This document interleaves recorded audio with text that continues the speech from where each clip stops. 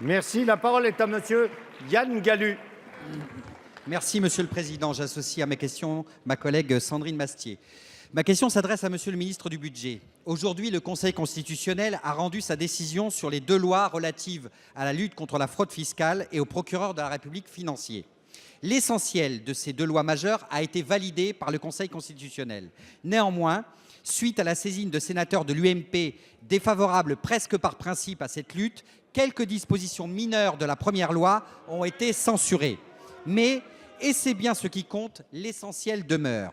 L'administration et la justice vont enfin disposer de moyens renforcés pour combattre ce pillage qui est évalué à 40 à 80 milliards d'euros par an. La création du procureur de la République financier a été entièrement validée. Le délit de fraude fiscale aggravée a été validé. Le recours aux pouvoirs spéciaux d'enquête a été validé. C'est une excellente nouvelle pour les finances publiques de notre pays.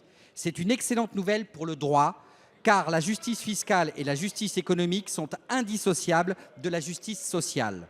Mes chers collègues, depuis mai 2012, la nouvelle majorité œuvre sans relâche pour lutter contre cette délinquance qui remet en cause notre pacte social et républicain. Notre détermination commence à porter ses fruits. Ces 3 derniers mois, ce sont 8 500 dossiers de repentis fiscaux qui sont parvenus à Bercy, soit plus de demandes de régularisation qu'en 4 ans. C'est bien la preuve que votre volontarisme en la matière est judicieux. Il devrait permettre de collecter 2 milliards d'euros de recettes supplémentaires en 2014.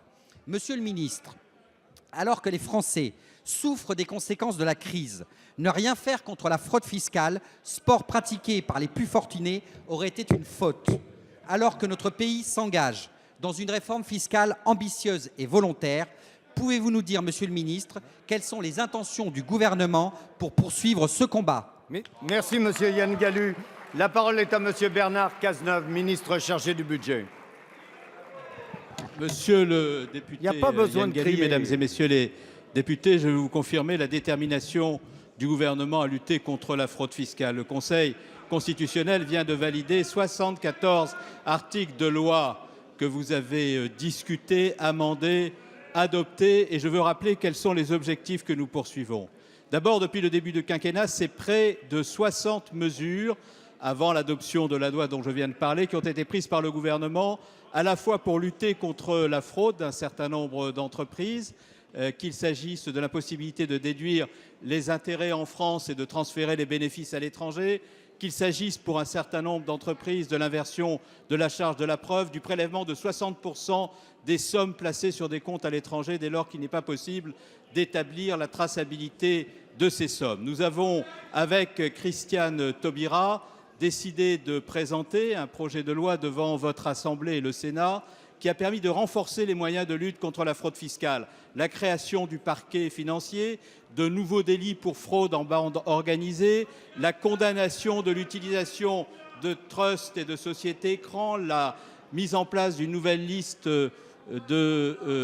d'États et de territoires non coopératifs et la volonté que nous avons résolument de faire en sorte que les particuliers qui ont des actifs à l'étranger se mettent en conformité au droit. Et vous l'avez rappelé vous-même, c'est près de 9000 dossiers aujourd'hui qui ont été déposés devant l'administration de Bercy en vue d'une mise en conformité au droit. C'est plus qu'au cours des 4 dernières années, ce qui nous conduit à penser que l'objectif d'1 milliard au titre de la fraude des particuliers pour le budget 2014 sera atteint. Notre détermination à lutter contre la fraude est résolue. Chaque euro récupéré sur ceux qui fraudent est 1 euro de moins qu'auront à payer les Français qui paient l'impôt. Dans le contexte de redressement des comptes publics, ça n'est là que justice.